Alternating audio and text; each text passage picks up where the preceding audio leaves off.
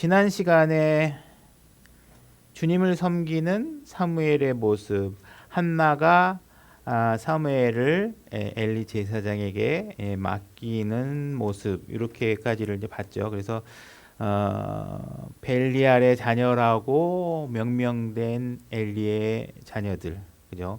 그와 비교되는 사무엘의 모습을 이제 계속 지난 시간에 이어서 계속 이제 우리가 비교해 나가면서 아마 보게 될 겁니다. 그래서 사무엘상 2장 13절부터 오늘 진도를 나가면 될 것 같습니다. 사무엘상 2장 13절, 13절, 14절 같이 소리내서 우리 함께 읽어보도록 하겠습니다. 준비, 시작. 제사장이 백성에게 행하는 관습이 이러하였더라. 곧 어떤 사람이 희생물을 드리고 그 고기를 삶을 때에 제사장의 종이 살이 셋 달린 고기 갈고리를 손에 가지고 와서 납작한 냄비나 솥이나 가마솥이나 깊은 냄비에 그것을 찔렀으며 그 갈고리로 끄집어내는 모든 것은 제사장이 자기를 위해 취하였더라. 그들이 실로에서 거기에 온 모든 이스라엘 사람에게 이와 같이 행하였더라. 자, 13절 다시 보시면 제사장이 백성에게 행하는 관습이 이러했다. 우리가 내용을 읽어봤지만 이 관습이 과히 하나님 보시기에 합당하지 않은 관습이죠. 이미 이것을 관습이라고 했다는 것은 이때 한번 이 자녀들이 일시에 저지른 실수나 잘못이 아니죠. 그죠? 이미 오랜 기간 누적돼 왔고 이런 것들을 당연시 생각하고 저질러 왔던 것입니다. 그러니까 이 당시에 제사를 드리는 제사장 그 성막에서 이루어지는 일들이 얼마나 가증스럽고 흉측한 일들이 벌어지고 있는지를 이야기하고 있는 것입니다. 이 벌어지고 있는 죄가 지금 성막에서 벌어지고 있고 제사와 관련돼서 벌어지고 있고 그리고 또 하나님께 드려져야 할 희생물을 가지고 이들이 겁없이 다루고 있는 것을 보게 되는 것이죠. 그죠? 그래서 이들이 전부 다 삼지창 가지고 와가지고 우리 서양 만화 옛날에 보게 되면 빨간 마귀가 이게 딱 창 세 개 날 달린 게 들고서 옆에서 천사하고 마귀하고 이렇게 비교하면 나타나는 모습 있죠. 그것처럼 이게 지금 삼지창을 가지고서 지금 납작한 냄비, 뭐 깊은 냄비, 가마솥, 냄비, 뭐 여러 가지에다가 그냥 막 찔러서 자기가 찔러서 나오는 대로 다 가져가는 것이죠. 그죠?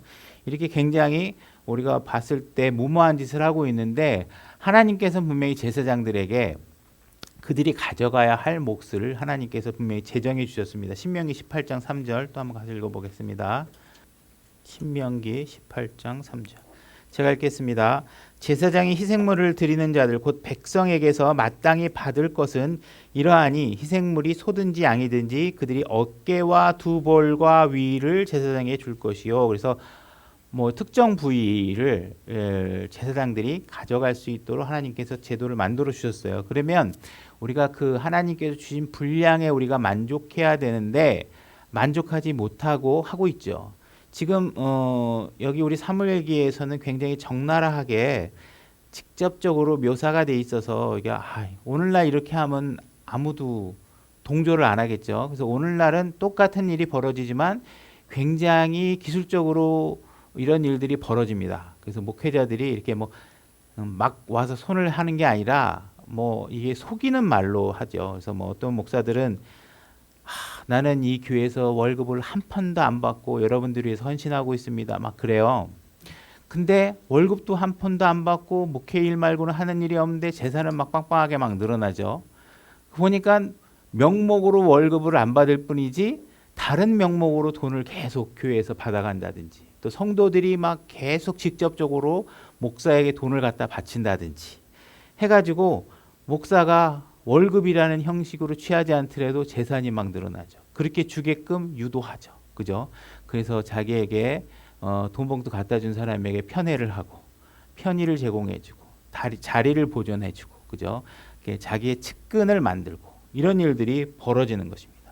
그래서 이 거짓 교사들이 굉장히 교묘하게 갈수록 교묘하게 이게 내가 속는지도 모르게 속게끔 말을 하죠. 그래서 이런 일들에 우리가 굉장히 경각심을 가져야 됩니다. 지금 엘리의 두 아들이 하고 있는 일은 지금 우리가 생각해 봤을 때 지금 하나님의 심판 이런 게 지금 이들 마음속에 있을까요? 내가 하고 있는 이 일 자체가 지금 어떠한 결과를 갖고 있고 하나님은 이런 일을 심판하시는 분이라는 거, 이런 일에 징계를 하시는 분이라는 거, 과거의 조상들이 어떤 잘못을 해서 하나님한테 어떤 징계를 받아왔는지에 대해서는 그저 신화처럼 느낄 뿐이지 자기가 하고 있는 이 행동이 어떤 결과를 가져올지를 지금 전혀 모르고 있는 것이죠. 그죠? 오늘날 교회도 마찬가지입니다. 오늘날 교회도 목회자들이 교회에 드려지는 헌금이나 돈의 문제를 굉장히 마치 하나님을 위해서 무엇인가 하는 것처럼 하면서 자기 마음대로 쓰고, 그러면서 또 한편으로는 그러한 허물이 있는 목회자들에게 편을 서서 그 사람을 지지하고, 이런 일들이 교회에서 많이 벌어지죠. 그래서 보면 나타나지만 이 엘리의 두 아들이 하는 일을 편들어서 도와주는 사람들이 있잖아요. 그죠? 이런 일들이 교회 안에서 마구 벌어지는 것입니다. 그래서 예수님께서 오늘날 신약교회에서도 우리가 하나님께서 어떤 분이시라는 걸 모르고 목회자들이 교회 설교는 다 올바르게 하는데 자기가 행동으로 그렇게 하지 못하는 것은 뭐예요? 설교는 마케팅용이고 행동은 그거에 따라가지 못하는 경우가 많이 있는 거예요. 정말 예수님이 어떤 분이신가에 대해서 두려워하는 마음이 없이 행동하는 경우가 많이 있다는 것입니다. 하나님의 것과 내 것을 구분하지 못한다거나 내 것과 남의 것을 구분하지 못하는 것은 굉장히 오류에 빠질 수 있는 행동입니다. 우리는 때로는 우리 교회는 집단 생활이고 하나님께서 이렇게 모아주셨으니까 네 거 내 거가 어딨어. 네 거도 내 거고 내 거도 네 거고 하나님 거도 내 거고 내 거도 하나님 거고, 이렇게 하는 건 좋아 보이지만 하나님이 원하는 방식이 아닙니다. 그죠? 내 거를 드린다는 건 내 거와 하나님 것이 구분되어 있기 때문에 어디까지가 내 건지가 경계가 있어야 내 거를 드리는 거죠. 그죠? 남의 걸 드리면 안 되죠. 내 것과 남의 것에 구분이 없으면 남의 걸 드리면서 내 거라고 얘기하는 사람들이 있잖아요. 특히 자기는 안 도우면서 다른 사람한테 가서 저 사람 좀 도와. 그래서 말로만 하는 사람들이라든지. 그죠? 이렇게 해서 뭔가 내 것과 남의 것, 하나님 것을 구분하지 못하는 것은 마치 우리 그리스도인들은 네 거 내 거 없어 하는 그런 추상적인 그런 허황된 이야기에 우리가 기준을 흐리면 안 된다는 거예요. 정확하게 있어야 돼요. 그래서 우리가 회사 생활할 때도 요즘은 이제 제도적으로 그런 것들을 많이 막아놓긴 하지만 회사 법인카드 갖고 가족끼리 회식하고 자기 자동차에 기름 넣고 하면서 회사 경비로 처리하는 것들, 이런 것들이 다 어떻게 되는 거예요? 사실은 속이는 일들이잖아요. 그죠? 그래서 내 것과 남의 것 이런 것들을 정확하게 구분하지 못하면 안 된다. 교회에 와서도 교회 것과 내 것을 정확하게 구분하지 않으면 교회 안에 화평이 유지되기 힘들다 그랬죠. 그죠? 교회 안에 막 라면 많이 있는데 뭐 까짓 거 뭐 교회 건데 아무렇게나 먹으면 어때? 막 그래서 막 친구들 데려다가 라면 끓여 먹고 막 그러다 보면 그렇게 하면 안 된다고 생각하는 기준을 갖고 있는 사람과 화평한 관계를 유지하기 힘듭니다. 그래서 항상 절차와 그 권한을 따져서 먹어도 되는 건가 아닌 건가 이런 것들을 정확하게 구분하셔야 됩니다. 그래서 도둑질이라는 게 뭐 남의 집 담을 넘어가 가지고 남의 집 거 뭐 창문 깨고 들어가서 훔치는 것만 도둑질이 아니라 내 것이 아닌 것을 허락받지 않고 가져오면 다 도둑질입니다. 그죠? 교회 거 허락받지 않고 내 마음대로 가져가는 거 도둑질입니다. 그죠?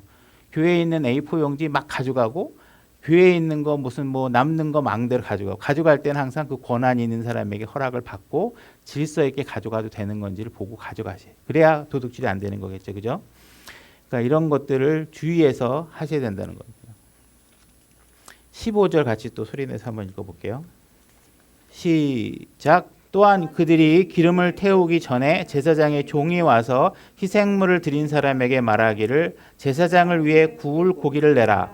내가 내게서 삶은 고기가 아니라 날고기를 받으려 하노라 하다가, 지금 기름을 태우는 것은 희생물을 드리는 과정입니다. 근데 희생물을 드리는 과정에 진입하기 전에 지금 제사장의 종들이 와서 그걸 내달라, 나한테 달라 이렇게 얘기하는 것입니다. 그래서 하나님께서 분명히 희생물을 드리고 나서 남은 것을 제사장들이 가져가도록 하게 되어 있는데 이들이 하나님에게 드리기도 전에 자기가 취하겠다고 얘기하는 것입니다. 그래서 이제 이 교회 목사들이나 교회 제사장, 지금 교회 안에서 성막 안에서 일어나는 것이죠. 제사를 드리는 과정에서 목회자들, 오늘날 시대에 우리가 교훈으로 받는 목회자들이 마치 하나님의 사람에게는 자기가 갖고 있는 것을 중에 좋은 것을 드려야 된다라는 명분을 가지고서 목사에게 너희들이 갖고 있으면 제일 좋은 거 갖다 바쳐야 돼. 뭐 이런 식으로 요구를 해서 자기가 하나님과 사이에 개입이 돼서 자기가 무엇인가를 취하려고 하는 목사들이 의외로 많이 있습니다. 그래서 무언가 갖다 주면 왜 쓰던 거나 갖다 줘? 막 이렇게 얘기합니다. 쓰던 거가 문제가 아니고 받는 사람이 성에 안 차서 승질을 내는 겁니다. 내가 갖고 싶은 거 안 가지고 오면 승질 냅니다. 그죠? 왜 이런 쓰레기 같은 거 갖고 와서 뭐 쓰던 거라도 뭐 고려청자 이거 옛날에 쓰던 거 갖다 주면 좋아하겠죠. 그죠? 근데 쓰던 거가 문제가 아니라 뭐예요? 값이 안 나가는 거. 허접한 거 왜 갖다 줬냐. 그렇게 얘기를 하는 겁니다. 그게 어떤 상황이든 나한테 가치가 없다 그래서 모든 사람에게 가치가 없는 게 아니죠. 그죠? 나에게 가치가 없으면 거절하면 됩니다. 이게 나 필요 없는 겁니다. 이렇게 얘기하면 그것에 귀한 가치를 느낄 만한 사람한테 돌아가도록 하면 되는데 그렇지 않고 그냥 뭐 억지로 받아뒀다가 갖다 쓰레기통에다 갖다 버린다든지 이런 행위를 하는 건 이게 가증한 일입니다. 두 가지 마음을 품으면 안 됩니다. 스트레이트 해야지, 즉 똑바로 돼야지. 그렇게 되면 안 되는 것이죠. 안 좋은 문자네. 그래서 이제 우리가 어떤 분은 뭐 내가 목회를 하기 전에는 이렇게 선한 것, 좋은 것을 장로와 나누라 뭐 이런 얘기를 그 당시에는 이거 잘 몰랐는데 내가 막상 목회를 하다 보니까 목사님에게는 정말 좋은 거를 갖다 줘야 된다 이렇게 하는 얘기는 있는데 제가 아직 그 수준까지 안 가서 모르는지 모르겠지만 그건 아니라고 생각합니다. 그래서 그렇게 우리가 항상 하나님께 드리는 것과 사역자에게 드리는 것을 1대1로 매칭시켜서 마치 목사에게 하는 것이 하나님께 하는 것이라고 착각을 불러일으키게 하게 되면 그러한 사역을 하는 목사는 하나님의 영광을 가로채는 일을 하고 있는 것입니다. 그래서 예수님께서는 항상 자기 자신을 낮추고 이 땅에 오셔서 자기의 생명까지 자신의 백성을 위해서 내어주려고 이 땅에 오셨는데 자그마한 권한과 권리만 있으면 남의 주머니 것을 털어서 자기 주머니 넣으려고 노력하는 것들은 아주 가증한 일입니다. 그런 일들은 절대로 교회 안에서 일어나서는 안 되는 것입니다. 디도서 1장 16절로 가보겠습니다. 제가 읽겠습니다. 그들이 하나님을 안다고 고백하나 행위로는 그분을 부인하니 그들은 가증하고 불순종하는 자들이요 또한 선한 일에 대해 버림받은 자들이라. 자, 입으로는 다 안다고 얘기해요. 하나님을 위해서 해야 된다고, 하나님을 위해 살아야 된다고 하는데 행동하는 거 보니까 막상 자기한테 문제가 오면 다 회피하거나 어려운 일들은 내가 해야 될 대상이 아니고 다른 사람이 해야 될 대상이라고 비껴나가게 되면 그런 사람들은 불순종하는 자고 버림받은 자고 가증한 자라고 성경에서 얘기하고 있는 것입니다. 그래서 특히 교회 안에서는 이런 불법들이 일어나지 않도록 감독과 성도들이 함께 그런 일들을 막으려고 노력해야 됩니다. 막아지느냐 안 막아지냐는 우리의 권한이 아닙니다. 막아질 수도 있고 우리가 한 행동을 해서 교회가 고침을 받을 수도 있고 목회자가 변화를 일으킬 수도 있겠지만 그렇게 얘기해도 안 바뀔 수도 있습니다. 그러나 내가 그러한 잘못을 보고 입을 다물고 그런 일에 금지시키는 일에 참여하지 않는다는 것은 우리의 몫입니다. 잘못의 몫입니다. 16절 다 같이 소리내서 읽겠습니다. 16절 다 같이 읽겠습니다. 준비 시작. 어떤 사람이 그에게 말하기를 그들이 당장 기름 태우는 일을 그만두게 하지 말고 그 뒤에 내 혼이 원하는 만큼 취하라 하면 그가 그에게 응답하여 아니라 너는 지금 내게 그것을 줄지니라 그렇지 아니하면 내가 억지로 그것을 빼앗으리라 하였더라. 지금 당장 내놔라. 안 주면 내가 강제로 빼앗겠다. 이렇게 얘기하는 것이죠. 그죠? 이 엘리의 두 자녀들은 정말 하나님의 말씀에 대해서 어떤 두려움이나 경외함이나 이런 것들이 전혀 없는 상태에 있는 것입니다. 내가 하는 일에 감히 누가 이 일을 제기하느냐. 그죠? 내가 하는 일에 감히 누가 토를 다느냐. 그죠? 그렇게 한 자세를 갖고 있는 것이죠. 그죠? 그래서 우리가 오늘날에도 엘리의 두 아들과 같은 목회자가 분명히 교회에 있는 경우가 많이 있습니다. 그러면 성도들이 이야기를 하셔야 됩니다. 그렇게 하는 것은 잘못된 것입니다. 그죠? 하나님께 드릴 걸 먼저 드리고 당신이 취할 것을 취하셔야지, 당신이 하나님께 드리기도 전에 자기 것을 취하거나 자기가 이미 받은 것에 만족하지 않고 그 이상을 욕심내는 일에 대해서 성도들이 제재를 하셔야 됩니다. 그죠? 제재를 했는데 감독이 듣느냐 안 듣느냐는 그 다음 문제입니다. 그거는 우리의 잘못과 상관없고, 그래도 안 되면 그건 그 사람의 몫이죠. 그 사람이 이제 하나님에게 평가받아야 될 몫이지만, 내가 그들의 잘못을 금지시키지 않고 막지 않는 막는 행동을 하지 않게 되면 그것은 내 몫입니다. 내가 하나님 앞에 분명히 가서 너는 분명히 불의를 보고도 하나님의 말씀대로 그것을 말리지 않은 것이 잘못이다. 그죠? 내 아내가 잘못하면 내 아내가 잘못한 말을 듣든 안 듣든 그것은 아내의 몫입니다. 잘못한 게 있으면 지적하는 것은 우리의 몫입니다. 그죠? 그래서 교회가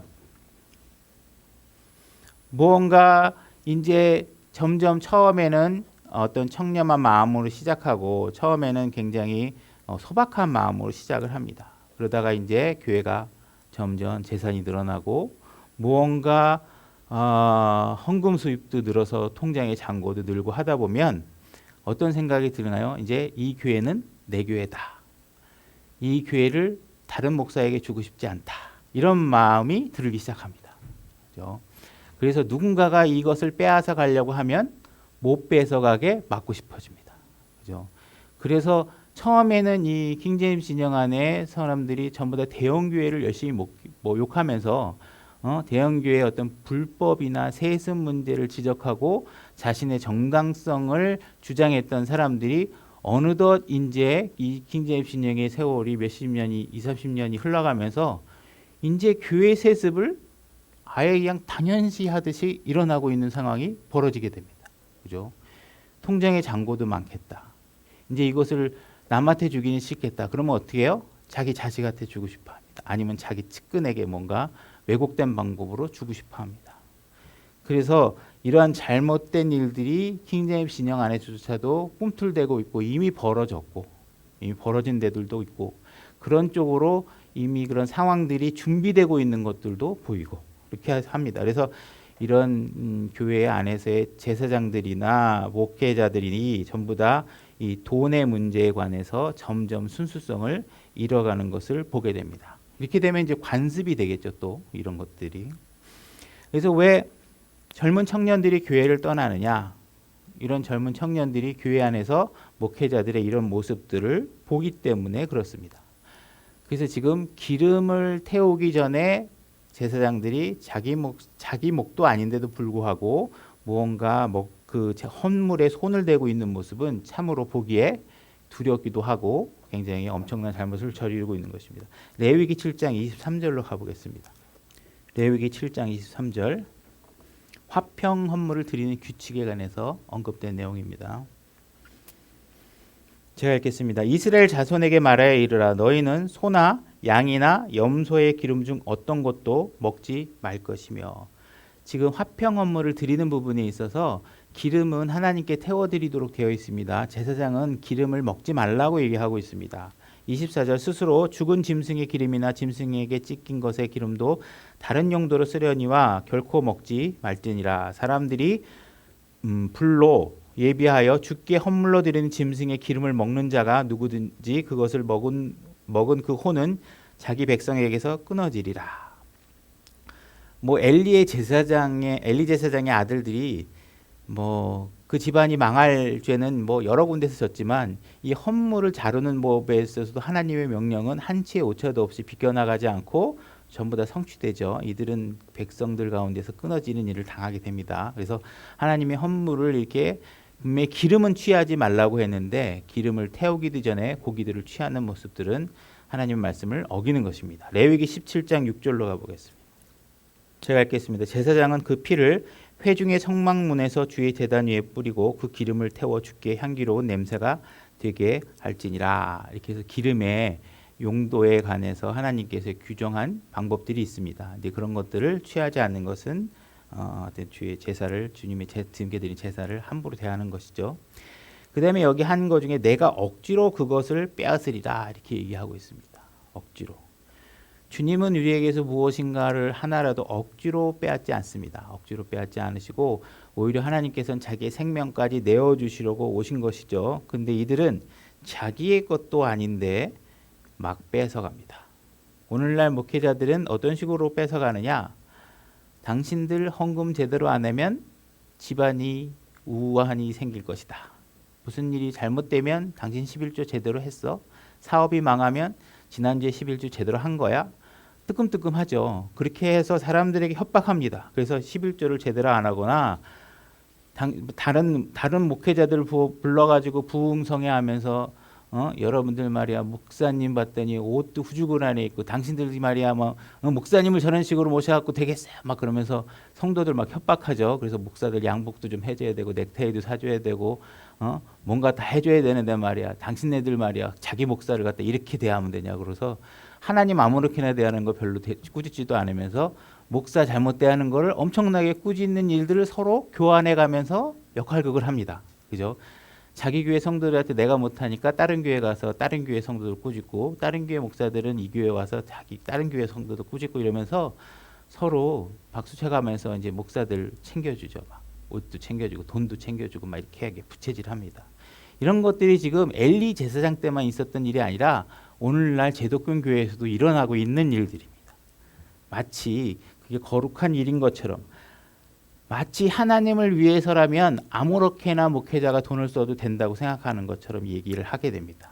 이런 것들은 굉장히 가증한 일입니다. 그래서 뭔가 교회에다가 헌금을 제대로 하지 않으면 뭐 병원 신세를 질 것처럼 얘기를 한다든지 이렇게 해서 사람들이 돈을 내게끔 하는 거예요. 이건 이교도들이 하는 거라 그랬죠. 제가 지난번에 이런 얘기를 했어요. 제가 불교식 장례식 가니까 장례식 다 끝나고 여러분들 중에 혹시 꿈에 망자가 나타나면 나한테 연락하십시오 이런 얘기를 한다 그랬었어요. 그때 그러더라고요. 근데 그때는 그 뜻이 무엇인지 몰랐지만 장례식 다 끝나고 와서 그 스님이 그런 말 하나 미끼 하나 툭 던져 놓으면요 나중에 생활하다가 갑자기 꿈에 돌아가신 사람이 꿈을 꿨는데 아침에 일어나자마자 접시가 하나 깨졌다. 그러면 이제 두려움이 엄습합니다. 이게 스님이 말했던 그 현상인가 보다. 그래서 그 스님을 찾아서 전화를 하게 됩니다.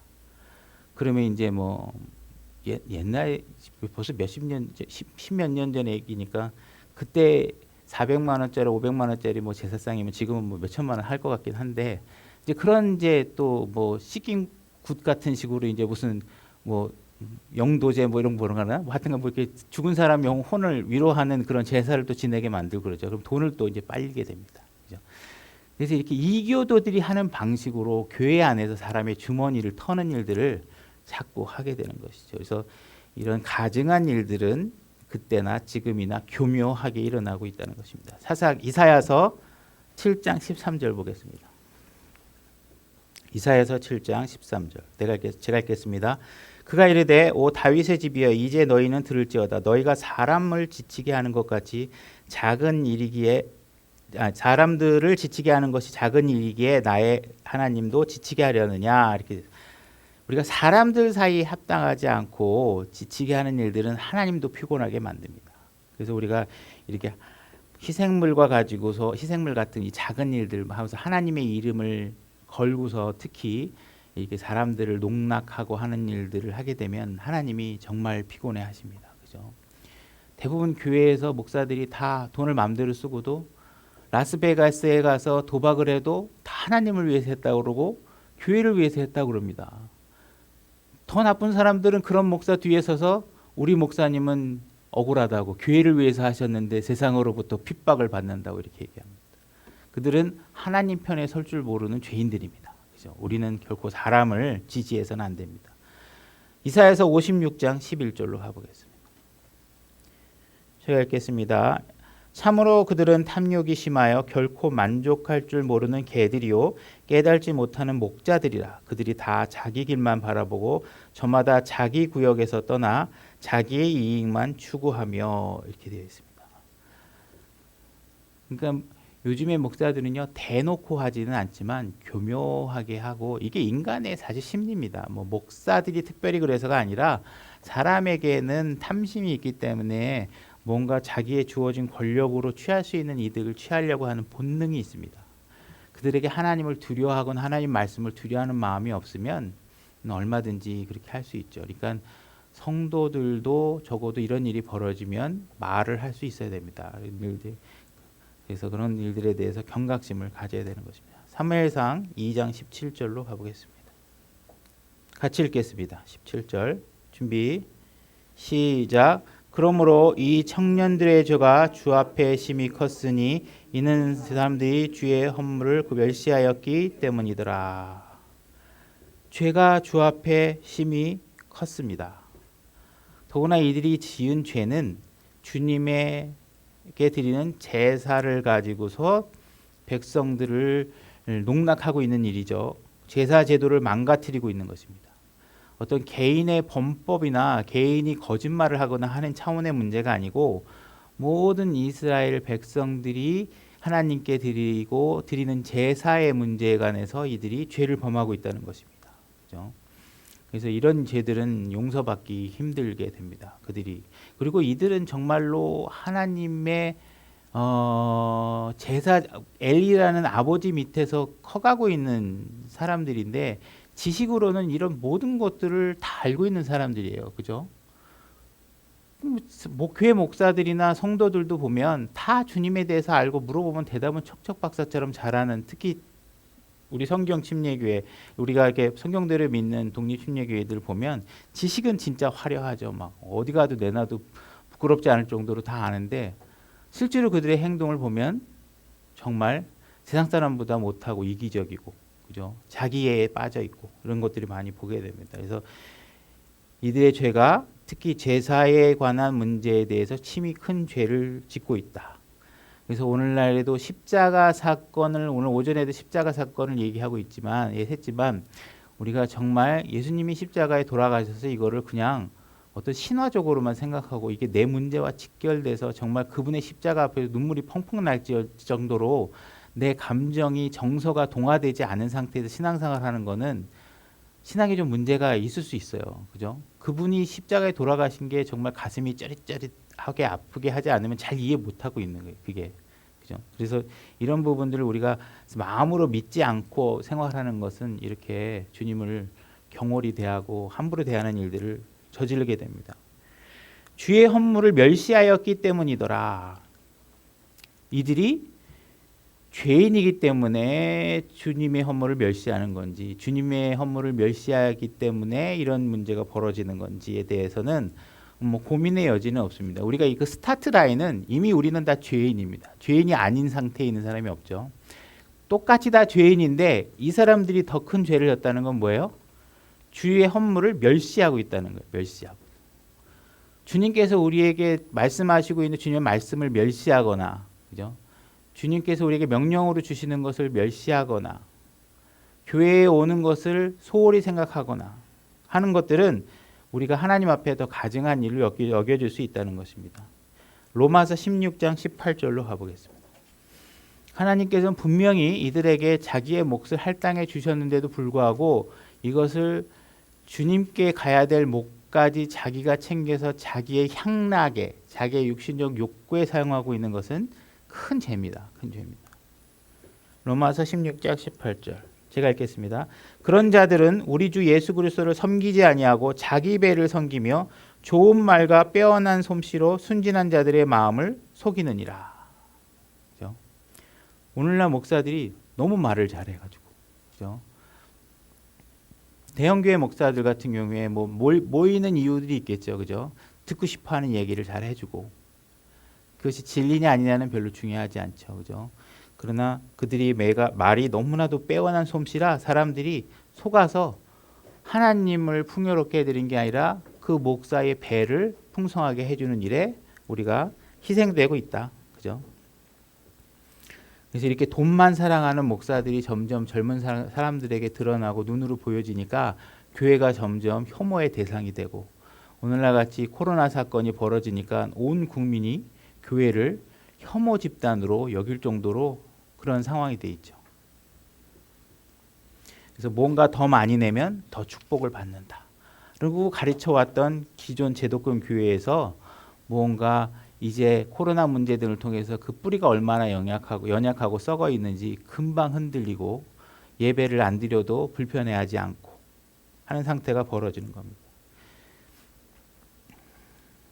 그래서 우리가 교회에 오는 것은 무언가 교회의 지도자들이나 주지도자들의 측근들을 배불리하기 위해서 오는 것이 아니라 한 혼의 구원과 구원받은 혼들이 교회 안에서 잘 양육될 수 있도록 서로 돌보고 가꾸는 일에 우리의 마음과 애정과 사랑이 쓰여져야 되는 것입니다. 사무엘상 2장 18절로 가보겠습니다. 다 같이 소리 내서 읽겠습니다. 18절 준비 시작. 그러나 사무엘은 아이였을 때에 아마 에봇을 입고 주 앞에서 섬겼더라. 주님의 앞에 나왔을 때 지금 사무엘이 에봇 옷을 입고 있잖아요. 그래서 이거 우리가 주님 앞에 섰을 때 합당한 복장을 입고 있는 것이 나름대로 의미가 있습니다. 그래서 우리가 되게 비교해 볼 만한 게 누가복음 8장 27절로 가볼까요? 제가 읽겠습니다. 누가복음 8장 27절. 마귀 들린 사람에 관한 얘기입니다. 그분께서 무트로 나아가실 때 어떤 남자가 그 도시에서 나와 그분을 만났는데 그는 오랫동안 마귀들에 들려 옷도 입지 아니하고 집에 거하지도 아니하며 무덤 안에 거하였더라. 마귀가 들린 상태에 있는 사람이 어떻게 하고 있어요? 옷을 입지 않고 있습니다. 근데 이 사람이 35절로 가보겠습니다. 마귀가 쫓겨난 뒤에 어떤 행동을 취하고 있냐면 35절. 그때 그들이 이루어진 일을 보러 와서 예수님께 이르러 몸속에서 마귀들이 나간 그 사람이 바른 정신으로 옷을 입고 예수님의 발 앞에 앉은 것을 보고는 두려워하더라. 정신 나가서 마귀 들렸을 때 어떻게 하고 있어요? 옷을 막 벌거벗고 있죠. 그러다가 제정신이 돌아오면 우리가 어떻게 주님 앞에서 바르게 옷을 입고 있는 모습을 보게 됩니다. 그래서 우리가 주님 앞에 나올 때 우리가 이렇게 뭔가 격식에 맞고 예를 갖추는 복장을 갖추는 것은 의미 있는 일입니다. 그래서 무슨 비싼 옷을 입거나 이런 것은 설령 뭐 찢어진 난닝구라 할지라도 제가 갖고 있는 것 중에 가장 예의를 갖출 수 있는 거라 그러면 뭐 그것도 허용될 수 있습니다. 하나님께서는 그런 거를 보니 그런 어떤 값을 보는 게 아니라 없는 것들 중에 받으시는 분이 아니시거든요. 제가 갖고 있는 것 중에 찢어진 난닝구 좀 기어서 입고 나와서 이게 제일 정장이라면 그것도 가능한 겁니다. 그러니까 꼭 어떤 공식화된 옷이 아니라 우리의 자세에 대해서 우리가 좀 되돌아볼 필요가 있는 것이죠. 그래서 지금 그러나 이렇게 하면서 지금까지 엘리의 두 아들에 대한 악행에 대해서 얘기하다가 사무엘이 이렇게 하나님 앞에서 아주 거룩하게 구별된 옷을 입고 주님을 섬기고 있는 모습을 이야기하고 있습니다. 에봇이라는 것은 제사장이 입는 옷이죠. 그래서 지금 사무엘이 아직 제사장은 아니지만 제사장이 될 사람으로서 이미 그 격에 맞는 옷을 입고 제사장이 자리를 준비하는 일을 하고 있다는 것을 보게 됩니다. 그래서 이 에봇 옷에 관해서 출애굽기 28장 4절로 가서 한번 또 관련 구절 한번 보겠습니다. 제가 읽겠습니다. 그들이 만들 의복들은 이러하니 곧 흉패와 에봇과 겉옷과 수놓은 속옷과 관과 허리띠니라. 그들이 네 형 아론과 그의 아들들을 위하여 거룩한 의복을 만들어 그가 제사장 직무로 나를 섬기게 할지니라. 그래서 제사장은 이런 옷을 입고 제사를 지내도록 제도를 만들어 놓으신 것입니다. 그래서 이렇게 에봇이 제사장이 입는 옷이다. 사무엘상 2장 19절로 다시 돌아오겠습니다. 사무엘상 2장 19절 같이 읽도록 하겠습니다. 19절 준비 시작. 또한 그의 어머니가 해마다 드리는 희생물을 드리러 자기 남편과 함께 올라갈 때 그를 위해 작은 겉옷을 만들어 매년 그에게 갖다 주었더라. 지금 사무엘은 엄마 한나에 의해서 엘리 제사장에게 맡겨져 있습니다. 그렇지만 한나가 비록 자기 아들이 엘리 제사장에게 맡겨져 있지만 한편으로는 엄마로서의 역할을 단절시키지 않고 계속 하고 있는 것을 보게 되죠. 그래서 우리가 그 사무엘이 깨끗한 예복을 입고 주님을 섬길 수 있도록 엄마가 계속 옷을 해마다 해다 주는 장면을 보게 됩니다. 그래서 오늘날 우리 이 자녀들을 가진 엄마나 아버지가 이렇게 자녀들을 어디에 맡기고 기르느냐 하는 것이 굉장히 중요하다는 사실을 간과할 때가 많이 있습니다. 그래서 뭔가 돈을 들여서 해외 유학 보내고 뭐 하고 해서 어린 시절에 부모와 더 떨어져 지내서 아이들이 신앙적인 교육을 제대로 받지 못하게 하는 것은 굉장히 불행한 결과를 초래할 수 있습니다. 그래서 지금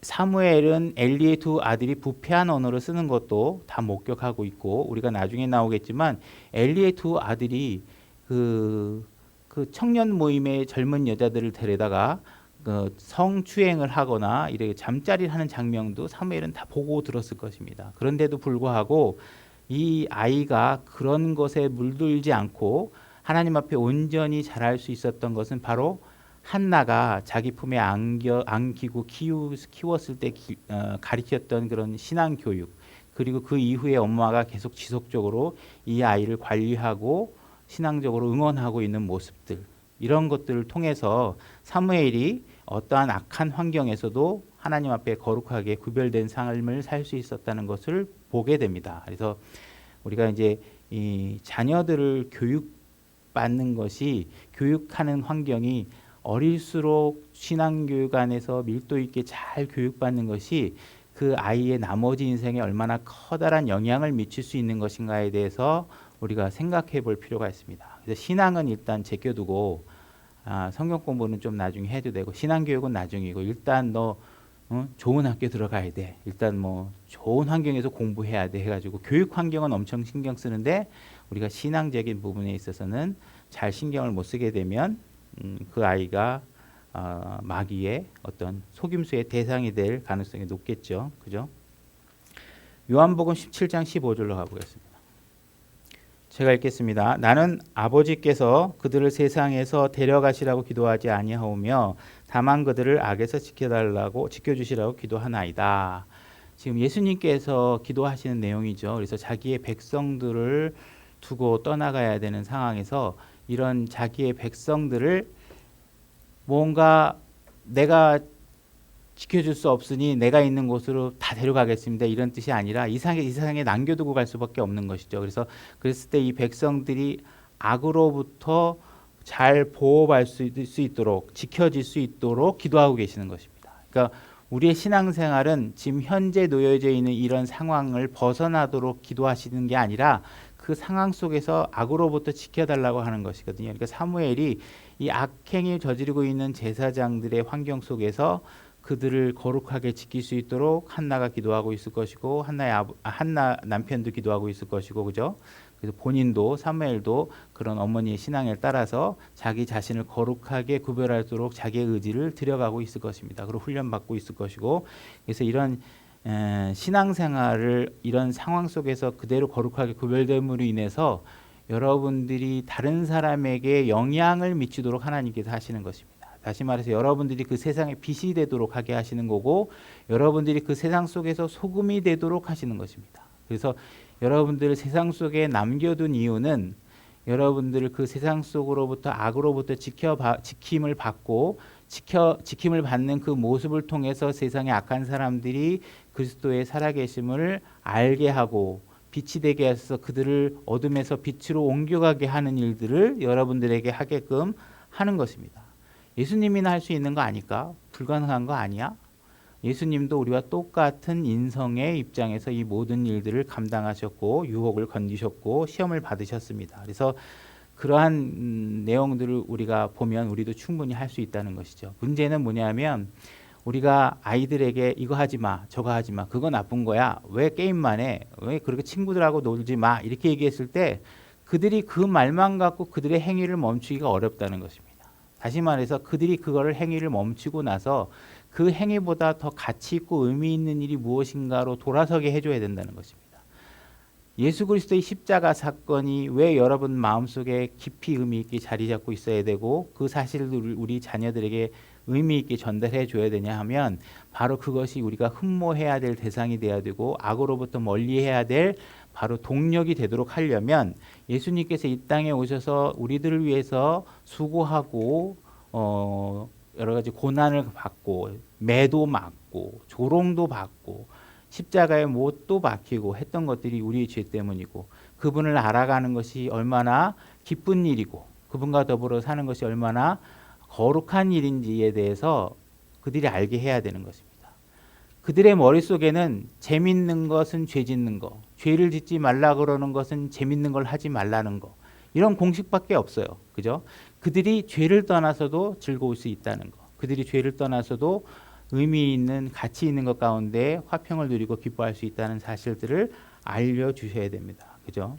세상은 말씀이 없으면 자기 자신을 거룩하게 할 만한 동력을 점점 다 잃어가고 있습니다. 세상은 혼전, 순결을 지키지 않고 어린아이들이 아기를 낳아도 그들을 따뜻한 마음으로 받아줄 준비를 점점 하고 있습니다. 동성애를 해도 그들에게 막대한 치료비를 부어주면서 그들을 따뜻하게 맞아들일 준비를 하고 있습니다. 정상적인 부부 생활을 위해서 동성애가 잘못됐다고 얘기하는 순간 이제 감옥에 갈 수 있는 제도가 준비되고 있습니다. 우리가 하나님의 말씀으로 우리 스스로를 거룩하게 구별하지 않으면 세상은 더 이상 우리를 지켜주지 않는 상황에 놓여 있습니다. 이런 가운데서 우리가 하나님 말씀에 더 의미를 두고 가치를 두고 그런 죄의 쾌락에서 벗어날 수 있는 동력을 얻어야 됩니다. 그죠?